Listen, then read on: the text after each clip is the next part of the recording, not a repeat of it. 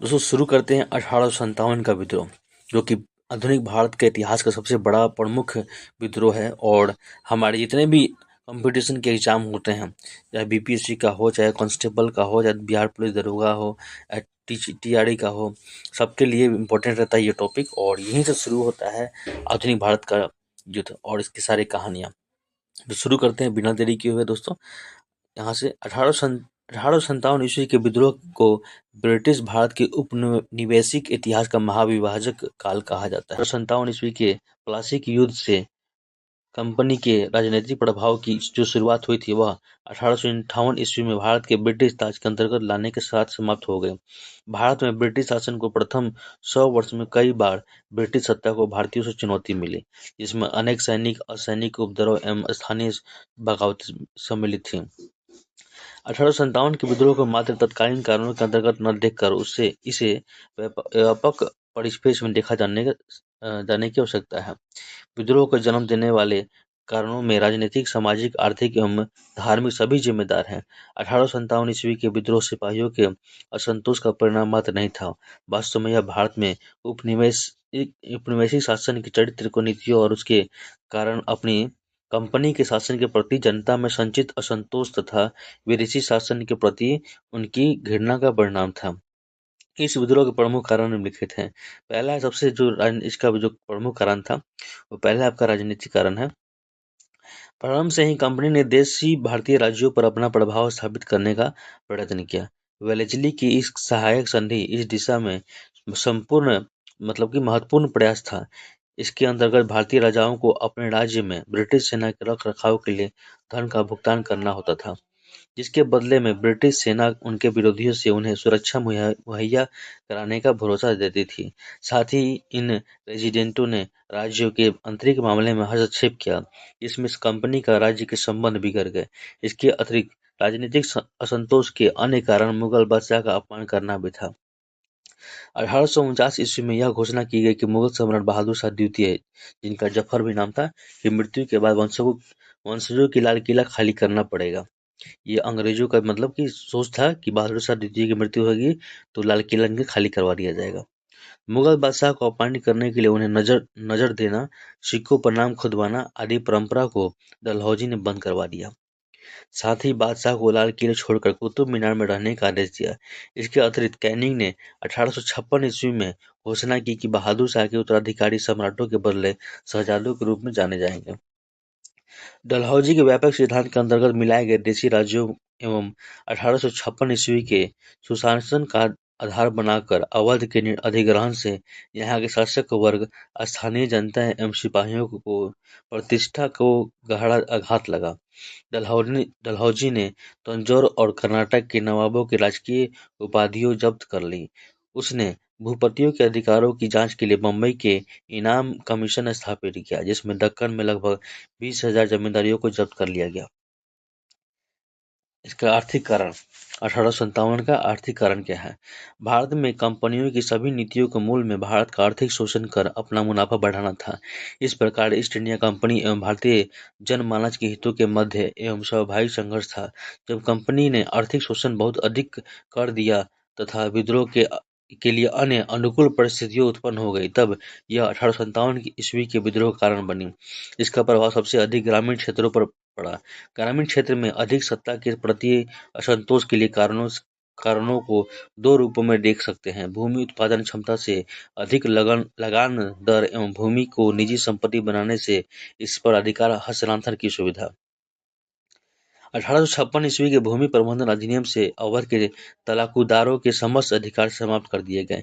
जमींदारों एवं किसानों को नई व्यवस्था के अनुसार लगान चुका पाना असंभव सा प्रतीत हो रहा था, जिसके परिणाम स्वरूप इनकी कृषि भूमि प्रायः नीलाम कर दी जाती थी। भारत में इंग्लैंड को निर्यात होने वाले मलमल एवं कैलिको सूती पर जहाँ क्रमशः 27% और 71% रेशमी कपड़ों पर 90% कर दिया जाता था, वहीं भारत में आने वाले अंग्रेजी सूती और रेशमी वस्त्र पर 3.5% और गर्म कपड़े पर 2% कर था। अंग्रेजों की इस नीति का परिणाम यह हुआ कि इंग्लैंड में भारत के सूती कपड़े और रेशमी कपड़े जाना बंद हो गया। इसका भारत के कपड़ा उद्योग पर बहुत बुरा प्रभाव पड़ा। औद्योगिक क्षेत्र की इन सभी नीतियों का कृषि क्षेत्र पर बहुत बुरा प्रभाव पड़ा और कृषि पर भार बढ़ा, जिसने कृषकों को जो लगान चुका पाने की समस्या से पहले से ही गुजर रहे थे, कृषि छोड़ने पर मजबूर कर दिया गया। भारत में इसके परिणाम स्वरूप भीषण अकालों के दौर दौर देखे गए। 1770 में 1770 से 1857 ईस्वी के मध्य भारत में 12 बड़े एवं अनेक छोटे अकाल पड़े। सामाजिक धार्मिक कारण। कंपनी की विभिन्न नीतियों से भारतीयों में इस भावना को बल मिला कि उनकी सभ्यता एवं संस्कृति खतरे में है। ईसाई मिशनरियों के धर्म प्रचार से इस भावना को बल मिला। इसके साथ ही भारतीयों को सभ्य बनाने के अंतर्गत किए गए प्रयासों ने भी भारतीयों को संकित किया। सामाजिक धार्मिक कुरीतियों के संबंध में बनाए गए कानूनों को भी लोगों ने अपनी व्यवस्था पर आघात माना। कंपनी के द्वारा की गई अन्य गतिविधियों से भी इस भावना को बल मिला, जैसे अंग्रेजों की नस्लवादी नीति, जिसके अंतर्गत नस्लीय भेदभाव को संरक्षण दिया गया। 1813 ईस्वी में पहले ईसाई मिशनरियों को भारत आने की आज्ञा नहीं थी, लेकिन 1813 ईस्वी के आदेश पत्र द्वारा उन्हें भारत में आने की सुविधा प्राप्त हो गई। 1856 ईस्वी के धार्मिक नियोगिता अधिनियम द्वारा ईसाई धर्म ग्रहण करने वाले लोगों को अपनी पैतृक संपत्ति का हकदार माना गया। साथ ही उन्हें नौकरियों में सुविधा प्रदान की गई। सेना में भर्ती होने वालों को युद्ध के लिए कहीं भी भेजा जा सकता था।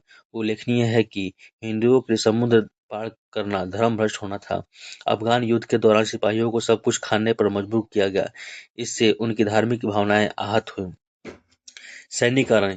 यद्यपि 1857 ईस्वी के विद्रोह में सिपाहियों एवं कृषकों की इन भूमिका को अलग अलग करके देखा नहीं जा सकता था, क्योंकि हर सैनिक अपने गांव से जुड़ा था। गांव की हर समस्या अपनी समस्या थी, लेकिन सैनिकों की कुछ विशिष्ट शिकायतें भी थी। जैसे सरकार एवं सैनिकों के मुख्य विवाद वेतन को लेकर था। 1856 ईस्वी में सेना में लगभग 2,38,000 भारतीय सैनिक तथा 45,322 यूरोपीय सैनिक थे, परंतु सेना के कुल व्यय का 50% से अधिक भाग यूरोपीय सैनिक पर खर्च किया जाता था। एक भारतीय सैनिक सेवा काल में अधिकतम 174 ही वेतन पा सकते थे, जबकि यूरोपीय सैनिक प्रारंभ से ही इतना वेतन प्राप्त कर लेता था। 1856 ईस्वी के सामान्य सेना भर्ती अधिनियम के अंतर्गत सैनिकों को कहीं भी भेजा जा सकता था। सैनिकों को बिना भत्ते को दूर भेजा जाता था। जैसे पंजाब एवं सिंध में लड़ते समय अंग्रेजों ने विदेशी सेवा भत्ता देने से इनकार किया। 1854 ईस्वी के डाकघर अधिनियम द्वारा सैनिकों को निःशुल्क डाक सुविधा समाप्त कर दी गई। सैनिकों की धार्मिक भावनाएं नस्ल ने भी स्थिति को प्रतिकूल बना दिया। तत्कालीन कारण। चर्बी लगे कारतूस का प्रयोग 1857 ईस्वी के विद्रोह तत्कालीन कारण माना जाता है। कहने के काल में 1857 ईस्वी में सैनिकों के प्रयोग के लिए पुरानी लोहे वाली बंदूक ब्राउन बैच के स्थान पर इनफील्ड राइफल का प्रयोग शुरू करवाया, जिसमें कारतूसों को लगाने में पूर्व दांतों से खींचना पड़ता था। सैनिकों में यह अफवाह फैल गई कि कारतूसों में गाय और सूअर दोनों की चर्बी लगी है, इसलिए हिंदू और मुसलमान दोनों भड़क उठे, जिसके परिणाम स्वरूप 1857 ईस्वी के विद्रोह का शुरुआत हुई। विद्रोह का स्वरूप। 1857 के विद्रोह के स्वरूप के संदर्भ में इतिहासकारों में कई मत हैं। मुख्यतः यह मतभेद 3 बिंदुओं पर आधारित है: सैनिक विद्रोह, भारतीय स्वतंत्रता का प्रथम संघर्ष तथा सामंती असंतोष और उस पर प्रतिक्रिया। कुछ महत्वपूर्ण विचारकों के इस प्रकार मत हैं। तो ये जो नीचे देख रहे हैं आप, तो विद्रोह के स्वरूप संबंधी मत है, मतलब ये जो विचारक थे जो इस विद्रोह के बारे में क्या क्या कहते हैं, तो ये चीजें यहाँ पे मेंशन किया गया है, जो आप इसको स्क्रीनशॉट लेकर देख सकते हैं। अभी हम शुरू करते हैं यहाँ से विद्रोह का प्रारंभ से। विद्रोह का प्रारंभ। वर्ष 1857 का विद्रोह स्वतः स्फूर्त अनियोजित था। यह किसी सुनियोजित षड्यंत्र का परिणाम था। इस बारे में इतिहासकार एकमत नहीं है। इस विद्रोह से संबंधित समस्त उपलब्ध दस्तावेज विस्तृत स्रोतों पर आधारित है। विद्रोह मतलब इसका कहने का मतलब यह है कि इसका जो योजना नहीं बनाया गया था इस विद्रोह के लिए, ये सुनियोजित मतलब कि षड्यंत्र था। इसका कोई मतलब प्लानिंग नहीं की गई थी। सीधे बात यही है। विद्रोहियों को कोई दस्तावेज नहीं मिला। कुछ इतिहासकार इसे सुनियोजित मानते हैं तथा इसके लिए लाल कमल तथा चपाती के विद्रोह के चिन्ह के रूप में वितरित करने की कथा कहते हैं।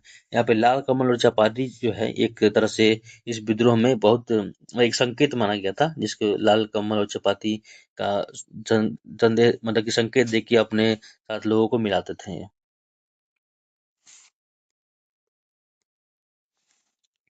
विद्रोही को कोई दस्तावेज नहीं मिला। कुछ इतिहासकार इसे सुनियोजित मानते हैं तथा इसके लिए लाल कमल तथा चपाती के विद्रोह के चिन्ह के रूप में वितरित करने की कथा कहते हैं। परंतु इसके कोई साक्ष्य नहीं मिले हैं। इसके विपरीत कुछ इतिहासकार इसे स्वतः स्फूर्त विद्रोह मानते हैं। विद्रोह का प्रारंभ बैरकपुर बंगाल से हुआ था। ये पॉइंट ध्यान दीजिएगा। विद्रोह का प्रारंभ जो हुआ है बैरकपुर बंगाल से हुआ था। यहाँ चर्बी वाले कारतूस का विरोध करते हुए 34वीं नेटिव इन्फेंट्री के सिपाही मंगल पांडे, ये क्वेश्चन में आता है कि मंगल पांडे के बारे में, 34वीं नेटिव इन्फेंट्री के सिपाही मंगल पांडे ने 29 मार्च 1857 को अंग्रेज अधिकारी सार्जेंट ह्यूसन को गोली मार दी एवं लेफ्टिनेंट बाग की भी हत्या कर दी। 8 अप्रैल को मंगल पांडे को फांसी दे दी गई, जो तत्कालीन गाजीपुर जिले के निवासी थे। ये ये मंगल पांडे जो थे गाजीपुर के निवासी थे और इन्होंने अंग्रेज के 2 अधिकारी सर्जेंट ह्यूसन को गोली मार दी एवं लेफ्टिनेंट पाक को भी हत्या कर दी थी। मंगल पांडे ने, जो कि बलिया के रहने वाले थे, उस समय गाजीपुर था, अब बलिया में है, यहाँ के निवासी थे। 24 अप्रैल 1857 को मेरठ में तैनात देसी घुड़सवार सेना के 99 सिपाहियों ने चर्बी वाले कारतूस का प्रयोग करने से इनकार कर दिया था। इनमें से 85 सैनिकों को 10 वर्ष की सजा सुनाई गई। इसके विरोध में 10 मई 1857 को मेरठ के भारतीय सैनिकों ने विद्रोह कर अपने साथियों को छुड़वा लिया तथा दिल्ली की ओर कूच कर दिए। 11 मई 1857 को दिल्ली पर अधिकार करके विद्रोहियों ने मुगल शासक बहादुर शाह द्वितीय को अ, बहादुर शाह जफर के नाम से भी जाना जाता था। ये थोड़ा सा ध्यान दीजिएगा इस पे कि 11 मई 1857 को दिल्ली पर अधिकार करके विद्रोहियों ने मुगल शासक बहादुर शाह द्वितीय, जो बहादुर शाह जफर के नाम से भी जाना जाता था, को नेता स्वीकार किया था। जितने भी विद्रोही थे एक्चुअली में उस समय बहादुर शाह द्वितीय से जाकर दिल्ली में मिले ताकि उनका साथ मिले इनसे। विद्रोह का प्रमुख केंद्र, तो 1857 का विद्रोह का जो प्रमुख केंद्र था वो दिल्ली रहा है और ये क्वेश्चन आता है तो इसको ध्यान दीजिएगा। 11 मई 1857 को विद्रोहियों ने दिल्ली पर अधिकार कर लिया। उन्होंने मुगल सम्राट बहादुर शाह जफर, जो कि कंपनी के पेंशन याफ्ता थे एवं नाम मात्र की सत्ता को धारण करते थे, जो अपना नेतृत्व सौंपा। दिल्ली पर नियंत्रण के दौरान कंपनी का राजनीतिक एजेंट साइमन फ्रेजर मारा गया। दिल्ली पर नियंत्रण के पश्चात व्यवस्था बनाए रखने हेतु एक सैनिक समिति का निर्माण किया गया, जिसका प्रमुख था बख्त खान, तो खान बहादुर खान को बनाया गया। जल्द ही यह विद्रोह पूरे उत्तर पश्चिमी प्रांतों में फैल गया। इन क्षेत्रों में एक महत्वपूर्ण बात यह थी कि इसमें गैर सैनिकों की संख्या सैनिकों से अधिक थी। 20 सितंबर 1857 को बहादुर शाह ने हुमायूं के मकबरे में अंग्रेज लेफ्टिनेंट हार्टसन के सामने समर्पण कर दिया। दिल्ली पर अधिकार के लिए दिल्ली पर अधिकार होने वाले संघर्ष के दौरान जॉन निकलसन मारा गया। दिल्ली में खूनी दरवाजे के पास लेफ्टिनेंट हार्टसन ने बहादुर शाह द्वितीय के 2 पुत्रों मुगल मिर्जा ख्वाजा सुल्तान और एक पौत्र मिर्जा अबू बकर की गोली मारकर हत्या कर दी। बहादुर शाह को शेष जीवन रंगून में रहकर बिताना पड़ा, जहां उनकी मृत्यु हो गई। विद्रोह के समय प्रसिद्ध उर्दू कवि मिर्जा गालिब दिल्ली में थे। उन्होंने लिखा, यहाँ मेरे सामने रक्त का विशाल सागर है, केवल खुदा ही जानता है कि मुझे अभी और क्या देखना है। मिर्जा गालिब जो है दिल्ली में उस समय एक उर्दू कवि थे, जो कि इनका ये क्वेश्चन में भी आता है कि बहादुर शाह जफर के जो साथ में जो कवि थे उर्दू कवि, वो कौन थे, तो इनका आंसर हो जाएगा मिर्जा गालिब थे। अब लखनऊ की ओर चलते हैं। लखनऊ में विद्रोह 30 मई को प्रारंभ हुआ, जिसका नेतृत्व बेगम हजरत महल ने किया, जो अल्पवयस्क पुत्र बिरजिस कादिर के नाम पर शासन संभाल रहे थे। लखनऊ का विद्रोह किसने किया था? लखनऊ से विद्रोह का नेतृत्व किया था बेगम हजरत महल ने। ठीक है। उसके बाद लखनऊ में विद्रोह के दौरान वहां के चीफ कमिश्नर हेनरी लॉरेंस था। विद्रोहियों से बचने के लिए उसने रेजिडेंसी में शरण ली, जहां वह लड़ते हुए मारा गया। इसके पश्चात ब्रिगेडियर इंग्लिश ने कमान संभाली। 30 जून को चिन्हिट, जो कि लखनऊ में स्थित है, यह का युद्ध महत्वपूर्ण घटना है। हजरत महल पराजित होकर नेपाल भाग गए, जहां उनकी मृत्यु हो गई थी। कानपुर, यहाँ विद्रोह 5 जून को प्रारंभ हुआ। कानपुर में जो विद्रोह है वो 5 जून को प्रारंभ हुआ, जिसका नेतृत्व नाना साहब ने किया। नाना साहब पेशवा बाजीराव द्वितीय के दत्तक पुत्र थे। कंपनी ने बाजीराव द्वितीय की मृत्यु के पश्चात उनकी पेंशन बंद कर दी थी। इस विद्रोह में उन्हें तात्या तोपे की सहायता प्राप्त हुई। जोराघाट एवं बीबीगढ़ की घटना का संबंध कानपुर में हुए विद्रोह से है। इसमें विद्रोहियों द्वारा आश्वासन के बावजूद चौड़ा घाट इलाहाबाद में अंग्रेजों की हत्या कर दी गई थी तथा बीबीगढ़ में भी अंग्रेजों स्त्रियों एवं बच्चियों की हत्या कर दी गई। अंग्रेजों ने इस घटना को अत्यधिक दुष्प्रचारित किया और 6 सितंबर 1857 को कैंपबेल ने कानपुर पर पुनः अधिकार कर लिया। नाना साहब नेपाल के जंगलों में भाग गए। उसके बाद झांसी एवं ग्वालियर की बात है। झांसी में गंगाधर राव की मृत्यु के पश्चात उत्तराधिकारी के अभाव में डलहौजी ने झांसी के साथ 1817 ईस्वी की संधि का उल्लंघन करते हुए 1854 ईस्वी में ब्रिटिश साम्राज्य में विलय कर लिया। परिणाम स्वरूप झांसी झांसी में 4 जून 1857 को राजा गंगाधर राव की विधवा रानी लक्ष्मीबाई, जिनका मूल नाम मनु था, ने विद्रोह शुरुआत किया, जिसके दबाने के लिए अंग्रेज फिरोज ने झांसी की ओर प्रस्थान किया और 3 अप्रैल 1858 को झांसी पर कब्जा कर लिया। परिणाम स्वरूप रानी लक्ष्मीबाई कालपी होते हुए ग्वालियर जा पहुंची, जहां तात्या टोपे ने उनका साथ दिया, जो कानपुर के पतन के बाद वहां पहुंचे थे। ग्वालियर के दुर्ग की रक्षा करते हुए 17 जून 1858 को लक्ष्मीबाई वीर गति प्राप्त हो गई, जिसकी वीरता से प्रभावित होकर फिरोज ने कहा, भारतीय क्रांतिकारियों में वह अकेली मर्द है।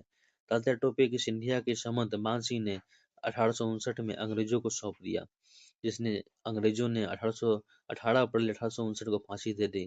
तात्या टोपे का वास्तविक नाम रामचंद्र पांडुरंग था। दोस्तों, ये जो पॉइंट है यहाँ से, ग्वालियर के दुर्ग की रक्षा करते हुए 17 जून 1858 को लक्ष्मीबाई वीरगति प्राप्त हो गई, जिसका वीरता से प्रभावित होकर हीरोज ने कहा, भारतीय क्रांतिकारियों को वह अकेली मर्द है। और तात्या टोपे के सिंधिया के संबंध मान सिंह ने उन्हें अंग्रेजों को सौंप दिया था, जिनकी 18 अप्रैल 1859 में फांसी दी गई। ये क्वेश्चन बहुत इंपॉर्टेंट है, तो इसको नोट कर लीजिएगा। तात्या टोपे का वास्तविक नाम रामचंद्र पांडुरंग था, ये भी पॉइंट करने योग्य है। उसके बाद अन्य क्षेत्र में आपका ये 2-3 क्षेत्र है जहाँ से क्वेश्चन राइज होते हैं। जैसे कि पहले तो जगदीशपुर जो आरा बिहार में है, यहाँ का विद्रोह का नेतृत्व जमींदार कुंवर सिंह ने किया था। असम का नेतृत्व मानीराम दाता ने किया था, वहाँ के अंतिम राजा के पोते कंदपेश्वर सिंह का राजा घोषित करके किया था। और कोटा राजस्थान में एक भारतीय सैन्य टुकड़ी ने विद्रोह कर अंग्रेज एजेंट मेजर बर्टन की हत्या कर दी थी। ठीक है। उसके बाद उड़ीसा में संभलपुर के राजकुमार सुरेंद्र शाही और उज्जवल शाही ने विरोध किया था। ये TRE 4 के एग्जाम में लास्ट प्रीवियस ईयर में आया हुआ है कि उड़ीसा से किसने नेतृत्व किया था 1857 विद्रोह का। तो आंसर यहाँ पे देख सकते हैं आप, सुरेंद्र शाही और उज्जवल शाही ने किया था। गंजाम में साबरों ने राधाकृष्ण दंड सिंह के नेतृत्व में विद्रोह किया। पंजाब में 9वीं अनियमित सेना के वजीर खान ने अजनाला में विद्रोह किया। कुल्लू में राणा प्रताप सिंह और वीर सिंह ने नेतृत्व किया था। पंजाब में अजनाला सेना के वजीर खान ने पंजाब से वजीर खान ने ये नेतृत्व किया था, और कुल्लू में राणा प्रताप सिंह और वीर सिंह ने नेतृत्व किया था। सतारा में अंग्रेज रंगोजी बापूजी गुप्ते ने विद्रोह का नेतृत्व किया था। सतारा से रंगोजी बापूजी गुप्ते ने विद्रोह का नेतृत्व किया था। तो ये चीजें बहुत इंपॉर्टेंट है। दक्षिण भारत का अधिकांश हिस्सा विद्रोह के समय शांत था। बंगाल, पंजाब, राजपूताना, पटियाला, जिंद, हैदराबाद, मद्रास आदि ऐसे क्षेत्र थे जहां विद्रोह नहीं पनप सका। यहाँ के शासकों ने विद्रोह को कुचलने में अंग्रेजी सरकार की मदद भी की थी। इस पेज पे दोस्तों यहाँ पे आपको दिखेगा कि विद्रोह का प्रमुख केंद्र कहाँ से थे। तो दिल्ली से बहादुर शाह जफर थे, नेता थे वहाँ के, और बख्त खान ने वहाँ का नेतृत्व किया था। और अंग्रेजी अधिकारी थे निकलसन और हडसन बिलोबी, जो कि 11 मई 1857 और दमन आपका 20 सितंबर 1857 तक हुआ था। कानपुर से नाना साहब और तात्या टोपे ने किया था, और कैंपबेल वहाँ का अंग्रेज अधिकारी था। लखनऊ से बेगम हजरत महल और कैम्पबेल लॉरेंस हैवलॉक थे वहाँ पे, हैवलॉक। झांसी ग्वालियर से रानी लक्ष्मीबाई और तात्या टोपे थे। इलाहाबाद से लियाकत अली और जगदीशपुर से कुंवर सिंह। फैजाबाद से मौलवी अहमदुल्ला। बरेली से खान अब्दुल खान। बरेली से खान बहादुर खान। ठीक है, बरेली से खान बहादुर खान थे। विद्रोह के अन्य केंद्र एवं नेता गोरखपुर से गजोधर सिंह और सुल्तानपुर से शहीद हसन। फर्रुखाबाद से नवाब तफजुल हसन। हरियाणा से राव तुलाराम। मथुरा से देवी सिंह। विद्रोह का दमन। 1857 के महाविद्रोह को लगभग एक वर्ष के अंदर ही ब्रिटिश सरकार द्वारा दबा दिया गया। दिल्ली के पतन के साथ ही विद्रोह का केंद्र बिंदु भी नष्ट हो गया। विद्रोह के अन्य नेता बहादुरी के साथ अलग अलग लड़े, परंतु ब्रिटिश सरकार ने उनके खिलाफ एक सुनियोजित एवं लक्ष्य केंद्रित अभियान चलाया।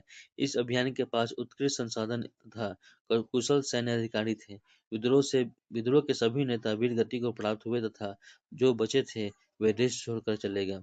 नाना साहेब कानपुर में पराजित हुए तथा 1859 में नेपाल की ओर कूच कर गए, फिर उनका कुछ पता नहीं चला। तात्या टोपे मध्य भारत के घने जंगलों में छिप गए तथा वहीं से छापामार युद्ध चलाते रहे। 1859 ईस्वी में एक मित्र की गद्दारी के कारण गिरफ्तार हो गए। 18 अप्रैल 1859 में उन्हें फांसी दे दी गई। झांसी की रानी पहले ही वीरगति पा चुकी थी। 1859 ईस्वी के अंत तक भारत पर पुनः ब्रिटिश सत्ता स्थापित हो गई। 1857 ईस्वी के पूर्व सैनिक विद्रोह, ये 1857 के पहले का ये सैनिक विद्रोह है। तो ये देख सकते हैं आप स्क्रीनशॉट लेके, उतना इम्पोर्टेंट नहीं है। यहाँ पे थोड़ा कुछ चीजें हैं जो कि विद्रोह की सफलता के कारण क्या क्या थे। तो 1857 ईस्वी के विद्रोह के कारण भारत में ब्रिटिश साम्राज्य के अस्तित्व के लिए गंभीर संकट पैदा हो गया। विद्रोह के वर्षों में भारत पर उनका नियंत्रण लगभग शून्य जैसा हो गया था, लेकिन विभिन्न कारणों ने इसे स्थिति को अस्थायी नहीं रहने दिया। 1857 ईस्वी को विद्रोह के समय भारत के वायसराय लॉर्ड कैनिंग तथा ब्रिटेन के प्रधानमंत्री बिस्कॉट पाल्मस्टन थे। दोस्तों ये बहुत ही इंपॉर्टेंट पॉइंट है कि 1857 ईस्वी के विद्रोह के समय भारत के वायसराय जो थे लॉर्ड कैनिंग थे और ब्रिटेन के प्रधानमंत्री बिस्कॉट पाल्मस्टन थे। विद्रोह के सफलता का प्रमुख कारण निम्नलिखित था। पहला जो कारण था ये है कि समन्वय नेतृत्व का अभाव। विद्रोह के विभिन्न केंद्रों में परस्पर सामन्य का अभाव था। विद्रोह के दौरान किसी केंद्रीय संगठन का निर्माण नहीं किया गया। किसी स्थान पर विजय पा लेने के बाद उसके पास आगे के लिए कोई निश्चित योजना नहीं थी। यद्यपि बहादुर शाह द्वितीय को प्रतीक के रूप में नेतृत्व सौंपा गया था, लेकिन उनकी आयु इतनी अधिक थी कि वह विद्रोह के दिशा नहीं दे सके। विभिन्न नेताओं के इस संघर्ष में अपने अपने हित थे। ब्रिटिश साम्राज्य में से एक समान शत्रुता ने उन्हें एक साथ ला दिया था, परंतु विद्रोह के समय उनके योग्य सेनापति अंग्रेजी पक्ष में शामिल थे, जिन्होंने विद्रोह को दबाने का महत्वपूर्ण भूमिका अदा की था। सीमित क्षेत्र तथा राष्ट्रीय भावना का अभाव। देश का एक बहुत बड़ा भाग जैसे बंगाल, पंजाब, कश्मीर, उड़ीसा तथा दक्षिण भारत इससे अछूता रहा था। विद्रोह का क्षेत्र सीमित होने से इसे दबाने में अंग्रेजों को आसानी से हुई। इस विद्रोह में राष्ट्रीय भावना का पूर्णतः अभाव था, क्योंकि भारतीय समाज के लिए सभी वर्गों का सहयोग इस विद्रोह को नहीं मिल सका। यद्यपि विद्रोहियों को जनता का सहानुभूति प्राप्ति थी, लेकिन पूरे देश इनके साथ नहीं था। शिक्षित व्यापारी भारतीय शासक ने केवल उनका समर्थन कर रहे थे, बल्कि अंग्रेजों का सहयोग भी कर रहे थे। उन अनेक सिपाहियों ने भी विद्रोह में हिस्सा नहीं लिया, बल्कि अंग्रेजों की सहायता की। बम्बई तथा मद्रास की सेनाओं ने विद्रोह में अंग्रेजों का साथ दिया था। देसी राजाओं का अंग्रेजों का साथ देना। विद्रोह के दौरान अनेक देसी राजाओं ने विद्रोह के दौरान अनेक देसी राजाओं ने कंपनी का साथ दिया। सिखों एवं गोरखों ने कई जगह इस विद्रोह को दबाने में कंपनी का सहयोग किया। कश्मीर में गुलाब सिंह ने अंग्रेजों का साथ दिया। सिंधिया का एक मंत्री दिनकर राव, हैदराबाद के वजीर सर सलार जंग, भोपाल की बेगम तथा नेपाल के मंत्री जंग बहादुर ने विद्रोह को दबाने में अंग्रेजों की सहायता की। इसके अतिरिक्त पटियाला, जींद, ग्वालियर एवं हैदराबाद के राजाओं ने भी विद्रोह को दबाने में अंग्रेजों की सहायता की। इस संदर्भ में कैनी ने टिप्पणी की थी कि इन शासकों एवं सरदारों ने तरंगरोधकों के कार्य किया, अन्यथा इसने हमें एक झोंके में ही बहा दिया होता। विद्रोह के समय कैनिंग ने कहा था कि यदि सिंधिया भी विद्रोहियों में सम्मिलित हो जाए तो हमें कल ही भाड़ा छोड़ना पड़ेगा। सीमित संसाधन। अंग्रेजों की तुलना में विद्रोहियों के संसाधन सीमित थे। भारतीय सैनिकों अभी भी पारंपरिक तरीकों से युद्ध कर रहे थे। अंग्रेजी अस्त्र के सामने भारतीय अस्त्र ठहर न सके। नाना साहब ने तो एक बार यहाँ तक कहा था कि यह नीली टोपी वाली राइफल तो गोली चलाने से पहले ही मार देती है। इसके अलावा अंग्रेजों ने आधुनिक संचार एवं आवागमन के साधनों का भी बेहतर उपयोग किया। एक विद्रोही सैनिक ने मरते हुए कहा कि इस तार ने हमारा गला घोट दिया। विद्रोह के परिणाम। यद्यपि 1857 ईस्वी का विद्रोह असफल रहा, लेकिन अपनी विफलता में भी इसने एक महान उद्देश्य की पूर्ति की। वास्तव में यह उस आंदोलन का प्रेरणा स्रोत बन गया जिसने वह कर दिखाया, विद्रोह ही नहीं कर सका। 1857 ईस्वी के विद्रोह के पश्चात ब्रिटिश नीतियों एवं व्यवस्था में व्यापक परिवर्तन लाए गए। कंपनी की सत्ता का अंत। विद्रोह असफल होने के पश्चात ब्रिटिश क्राउन ने कंपनी में भारत पर शासन करने से के सभी अधिकार वापस ले लिए। 1 नवंबर 1858 को इलाहाबाद में आयोजित दरबार में लॉर्ड कैनी ने महारानी की घोषणा को पढ़ा। भारत में शासन के लिए 1858 का अधिनियम पारित किया गया। गवर्नर जनरल को वायसराय या क्राउन का प्रतिनिधि बना दिया गया था। गवर्नर जनरल को वायसराय का बना दिया गया था।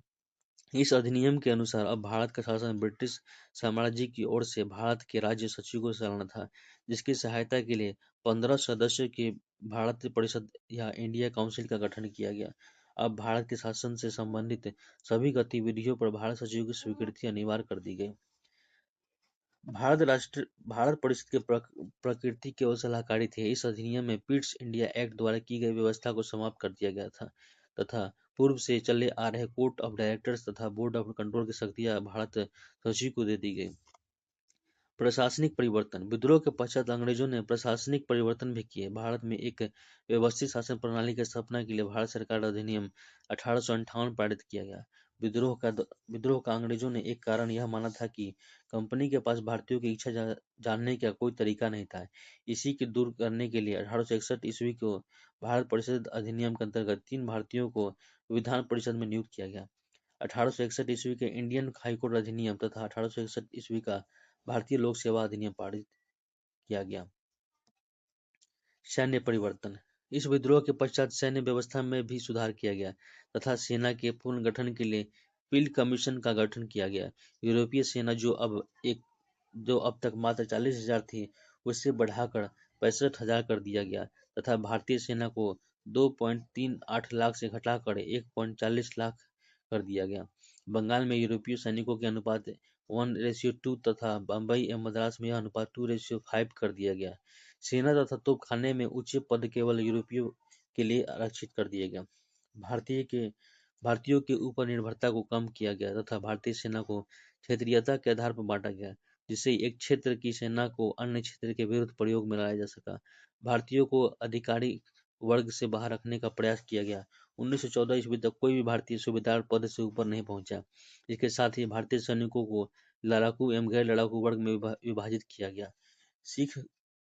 सिख, गोरखा, पठान को लड़ाकू वर्ग तथा जिन क्षेत्रों में विद्रोह हुआ, जैसे अवध, बिहार एवं मध्य भारत के लोग गैर लड़ाकू वर्ग में रखे गए। रियासतों के प्रति नाम में परिवर्तन। 1857 ईस्वी के विद्रोह के पश्चात देशी रियासतों के अधीनस्थ स्थिति एवं ब्रिटिश परमसत्ता की अवधारणा के औपचारिक रूप से स्थापित किया गया।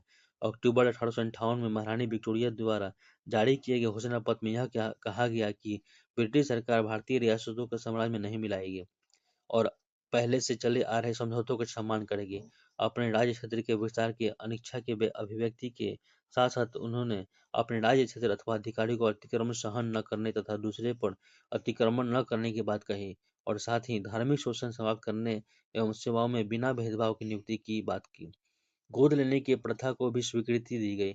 इस प्रकार उन्होंने स्थानीय लोगों को उनके गौरव एवं अधिकारों को पुनः वापस करने का आश्वासन दिया। जमींदारों के प्रति नीति में परिवर्तन। जमींदारों को बनाए रखने की नीति अपनाई गई, उन्हें पुनः स्थापित किया गया। उन्हें आश्वस्त करने के लिए स्वयं कैनिंग ने 1858 ईस्वी में अवध जाकर विद्रोह में हिस्सा नहीं लेने वालों को सनद प्रदान की तथा इनाम बांटे, लेकिन जमींदारों को न्याय एवं व्यवस्था बनाए रखने के लिए संबंधित अधिकार छीन लिया गया।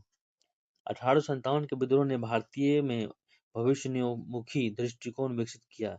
आगे उन्होंने कभी सामंतवादी व्यवस्था को पुनः स्थापित करने का प्रयत्न नहीं किया। विद्रोह के परिणाम स्वरूप सामंतवादी ढांचा चरमरा गया।